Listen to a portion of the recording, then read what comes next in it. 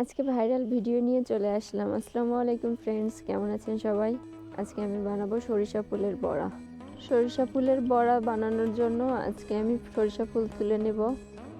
সরিষা ফুলগুলো তুলে নিয়ে ভালো করে পানি দিয়ে ধুয়ে নিলাম। তারপরে একটা পাত্রে নিয়ে নিলাম ফুলগুলো। এরপরে পেঁয়াজ কুচি, কাঁচামরিচ কুচি, সব রকমের মশলা দিলাম। কাঁচামরিচ বাটা, জিরা বাটা, ধনিয়া গুঁড়ো, হলুদ, লবণ, রসুন বাটা সব কিছু দিয়ে ভালো করে চটকিয়ে মেখে নেব। মাখানো হয়ে গেলে এর ভিতর দিয়ে দিলাম চালের গুঁড়া। অল্প অল্প করে চালের গুঁড়া দিয়ে ভালো করে মেখে নেব।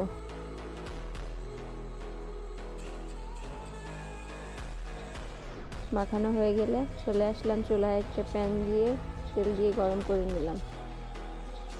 তারপরে বড়ার শেপে সবগুলো দিয়ে দিলাম। সবগুলো বড়া ভেজে নিলাম লাল লাল করে।